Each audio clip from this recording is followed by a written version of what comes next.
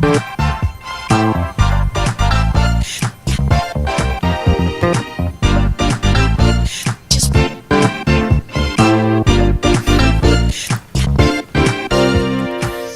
à toutes et à tous, bienvenue dans Good Morning CHU sur Radio CHU Bordeaux, l'émission des jeunes d'Abadi.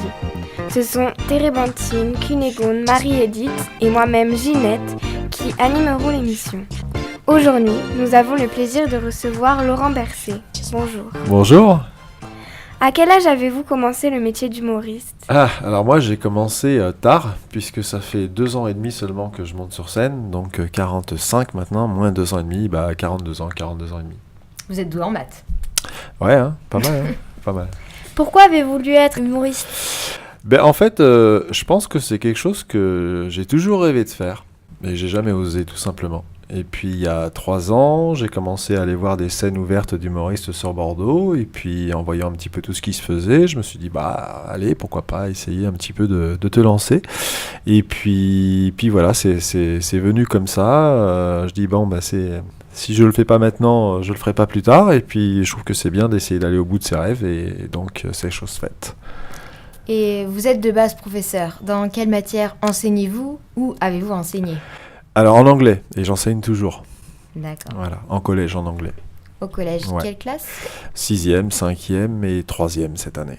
Vous avez une préférence de classe ? J'aime bien travailler avec les 6e, ouais.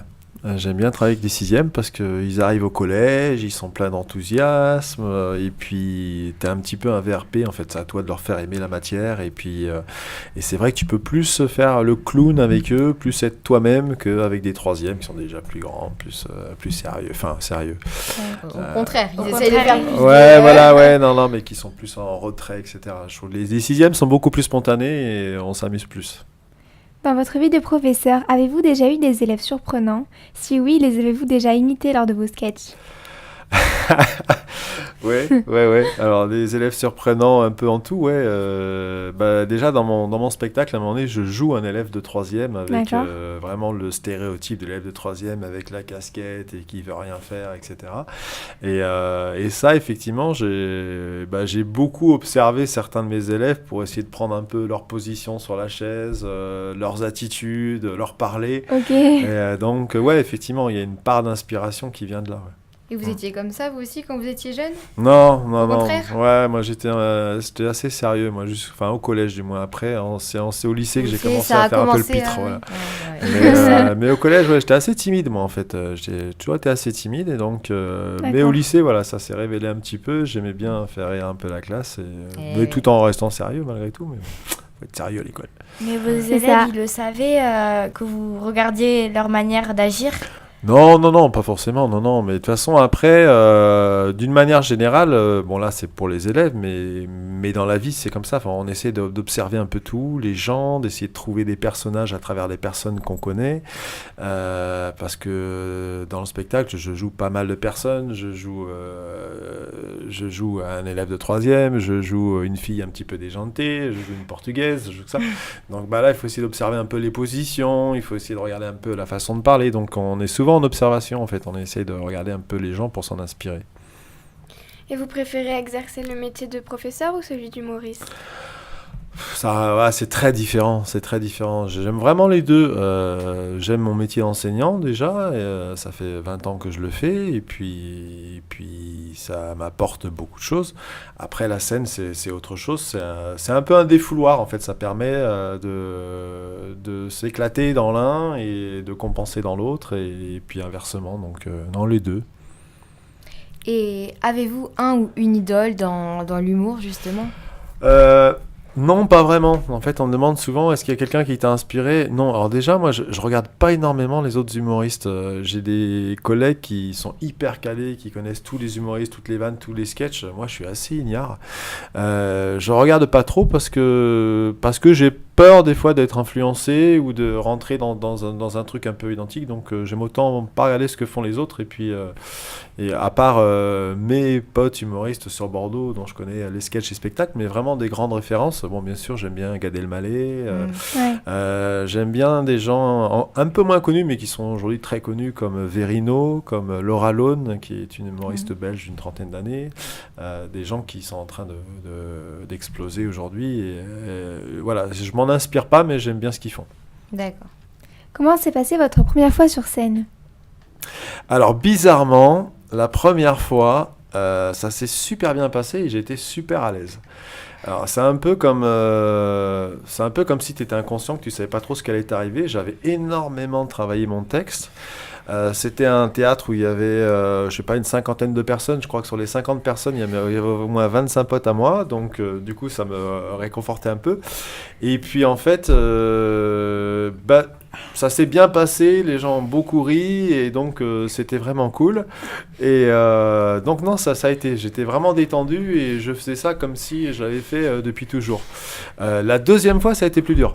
La deuxième fois, ça a été plus dur. Comme si tu réalisais enfin ce que c'était, d'avoir le public, les lumières en face de toi. Et la deuxième fois, j'avais une trouille avant de monter sur scène, mais monumentale. Voilà. Avez-vous déjà rencontré des célébrités ? Oui. Du monde de l'humour, tu veux dire, ou d'une manière générale ? Ouais, j'ai rencontré... il a rencontré très brièvement. J'ai fait me faire écraser par Sophie Marceau en voiture une fois. Bon, on s'est pas vraiment rencontrés. J'ai failli rencontrer son pare-choc. Ah oui, Sophie Marceau. Mais comment vous l'avez vue si vous avez fait vous faire écraser ? Ah, mais parce que je l'ai reconnue. C'était à Paris. Elle était en voiture. C'était à Paris ? Elle a failli me rouler dessus. Et puis en fait, à Paris, vous avez des rues avec le métro au milieu, en fait voilà, elle est passée d'un côté, elle s'est arrêtée au feu rouge, elle est repassée de l'autre. J'ai fait gaffe en traversant de l'autre côté quand même pour éviter d'arriver une deuxième fois, mais sinon oui, non, j'ai croisé ou aperçu comme vous des célébrités, et de la rencontrer, non, j'ai pas encore dîné avec Monica Bellucci ou des gens comme ça, quoi. Peut-être ça viendra, on sait pas. Eh oui. Et avez-vous pu voyager grâce à votre carrière ? Grâce à ma carrière d'humoriste ou non D'humoriste, oui. Ouais, en tant qu'humoriste, non. Enfin, voyager, voilà, je joue un peu à Paris, etc. Mais enfin, c'est pas vraiment voyager. Non, je joue essentiellement sur Bordeaux pour l'instant, et Paris, où je commence à jouer un petit peu. Et puis 2018, ça va peut-être être une année où je vais essayer de jouer un petit peu plus des fois dans d'autres villes de province quand il y aura les vacances scolaires. Mais après, voyager, non, ça reste en France, parce que de toute façon, moi, j'ai un spectacle qui est vraiment basé sur les jeux de mots, sur la finesse de la langue, sur le double sens, et donc je pourrais pas le jouer en anglais, par exemple. Donc non. Justement, vous racontez dans votre sketch que vous êtes allé en vacances à La Réunion. Ouais. En quoi ont-elles été mouvementées, justement, ces vacances ? Ah, mais ça, on peut pas tout dire. Hein. Faut venir voir le spectacle. Non, en fait, La Réunion, c'était vraiment un grand kiff. J'y suis allé en vacances il y a 3 ans. J'ai passé 15 jours merveilleux. Et en fait... 80% du sketch que je joue sur La Réunion, je l'ai écrit dans l'avion du retour. D'accord, passer le temps. Exactement. Alors que j'étais encore jamais monté sur scène, quoi. C'était dit, tiens, dans l'hypothèse où j'avais plein de trucs qui me venaient à l'esprit, ça se bousculait dans ma tête dans l'avion. Et j'ai écrit et j'ai pas vu passer le voyage. Et voilà, c'est des anecdotes, des petites choses bêtes qui ont pu m'arriver là-bas, ou des choses locales que j'avais pas comprises au départ. Et des gens hauts en couleur que j'ai rencontrés aussi, et puis bon, après on brode un peu, on exagère un peu le truc aussi, c'est pas que du réel, mais ouais, super souvenir. Et du coup j'ai plaisir à rejouer ce sketch. C'est pas mon sketch référence, mais du coup j'aime bien le garder quand même. Et justement, d'où vient votre inspiration pour vos sketchs ? Ça dépend. Alors bizarrement, il y a soit des choses effectivement que j'ai vécues, comme ma vie de prof, des fois des anecdotes d'élèves, mes vacances à La Réunion, et puis des fois il y a des choses qui sont complètement inventées, mais une idée qui me vient comme ça à un moment donné, et bizarrement c'est sous la douche moi que les idées me viennent le plus. Sous la douche. Voilà, ce qui est pas pratique parce que j'ai pas de stylo, j'ai pas de papier, donc après il faut que je sorte et tout, et puis des fois je réécris des choses, et aussi là où j'ai le plus d'inspiration, c'est au moment où il faudrait pas, quasiment, c'est quand je suis en train de répéter un sketch juste avant de le jouer, par exemple, ou même quand je répète mon Tout de suite, spectacle, vous ça me dites, fait venir, ah tiens, je pourrais essayer ça, mais bon, Voilà. non, j'ai pas le temps d'intégrer ça dedans, il faut que je me le note pour plus tard. C'est souvent quand tu es en train de répéter quelque chose que tu as déjà écrit que tu as des nouvelles choses qui me viennent. Bon, donc, Mais ça, c'est la magie de l'art, on peut pas trop contrôler. ouais, quand c'est ça vrai. arrive, en Oui, fait. voilà, c'est ça. Moi, Et c'est justement je quand peux pas c'est- me ouais. poser avec un papier et un stylo devant une table en disant bon, qu'est-ce que j'écris aujourd'hui. Non, c'est pas c'est- comme oui. ça. Ça vient C'est comme spontané. ça quand tu t'y Ouais. attends pas. Et c'est puis, peut-être cette spontanéité qui plaît aux gens, je pense. Ouais, Ouais. ouais, c'est possible. Ouais. Et vous mettez en scène un chat dans vos spectacles. Ouais. Comment s'appelle-t-il et en quoi est-il atypique? C'est des questions qui vont loin là, parce qu'il ne faut pas que je dévoile trop les choses. En fait, bon, j'ai un chat effectivement à la maison. Bon, c'est une femelle qui s'appelle Zoé, mais du coup j'ai changé dans le spectacle. Enfin, c'est un mâle et qui a un autre prénom. Et c'est vraiment en observant mon chat et puis vous savez tous les délires qu'ont les chats des fois de dire oh là, mais qu'est-ce que c'est drôle comment il fait ça, etc. Comme avec le concombre, comme les chats ont peur du concombre. Ouais, voilà, c'est Ouais. tout un tas de petites choses comme ça qui font que t'as des trucs qui te viennent et puis dire ah, ça faut que je me le marque ou ah tiens et si je disais ça, etc. Donc effectivement, ouais bah je l'avais oublié ça, mais c'est aussi une source d'inspiration réelle ça le chat et c'est un sketch qui est assez sympa. Ouais. Donc vos rêves d'enfant, si je comprends bien, c'était de devenir humoriste. Donc pour vous, vous les avez réalisés. Ah ouais, complètement. Ouais, c'est vrai que s'imaginer un jour avoir son propre spectacle, le jouer, être à l'affiche, moi ça m'a fait tout drôle, surtout au mois d'avril quand j'ai été à l'affiche d'un théâtre à Paris et avec mes parents dans la salle et ma maman qui a versé sa petite larme à la fin. Là je me dis ouais quand même là ce que j'ai fait là, je suis content d'avoir fait et même si ça s'arrêtait aujourd'hui, je serais content. Parce que j'aurais fait ça et je me serais aussi prouvé quelque chose à moi-même et donc c'est cool. Et j'ai vu dans votre biographie en quoi la nouvelle copine de votre amie est-elle assez atypique. Ben, en fait, alors c'est un personnage qui est complètement inventé celui-là parce que c'est une nana que je casse pas mal et je me serais pas vu le faire avec quelqu'un de réel, quelqu'un que je connais vraiment parce que ça aurait pu être un peu vache. Donc j'ai inventé un personnage un peu loufoque, un peu bébête. Voilà, c'est surtout le côté bébête de cette personne qui ressort et qui est assez drôle. Ok. Voilà. Avez-vous des projets pour l'avenir? Ah ouais, des projets. Moi, il me faudrait 2 vies pour pouvoir mener à bien tous mes projets, quoi. J'ai toujours des envies, des trucs. J'ai bien sûr envie un jour d'écrire un autre spectacle parce que c'est vrai qu'il y a beaucoup de gens maintenant quand même qui sont venus voir celui-ci et puis et puis qui attendent un jour une suite. Donc écrire un autre spectacle, j'aimerais écrire un bouquin aussi. À la base, moi j'ai plus le goût de l'écriture et puis le reste est venu avec. Et puis projet, en profiter de ces gens qui viennent vous voir et qui vous donnent 1h30 de leur temps et puis être heureux tout simplement. Et dans votre collège, vous aimeriez pas faire un atelier, enfin justement proposer aux élèves ça? C'est pas facile. C'est pas facile parce que c'est vrai que maintenant les collégiens ils ont des emplois du temps qui sont surbookés et puis il y a tellement d'options, d'aides personnalisées, etc. que c'est difficile de trouver des créneaux horaires. Mais pourquoi pas moi j'aime beaucoup intégrer le théâtre dans ce que je fais, notamment avec les 6e, essayer de jouer des scènes plutôt que des fois simplement étudier des dialogues. Ça doit être plus facile avec des 6e. Ouais, S'ils sont moins alors timides, c'est plus facile avec des 6e parce qu'ils plus sont moins ouverts. timides. Après, ça peut aller un petit peu plus loin avec des 3e parce qu'ils ont plus de vocabulaire. Mais mais après les ateliers théâtre, il y en a dans certains collèges. Après un atelier humour, pourquoi pas, ouais, ça serait une bonne idée à travailler. Et du coup, avez-vous des réseaux sociaux sur lesquels nous pouvons vous suivre? Oui, alors je suis sur Instagram, même si honnêtement, je m'en occupe pas beaucoup. Sur YouTube aussi, j'ai une chaîne, mais pareil, honnêtement, je mets quelques vidéos de temps en temps, mais encore celles qui y sont, elles datent d'il y a 2 ans et elles sont de piètre qualité. Par contre, je suis beaucoup plus actif sur Facebook.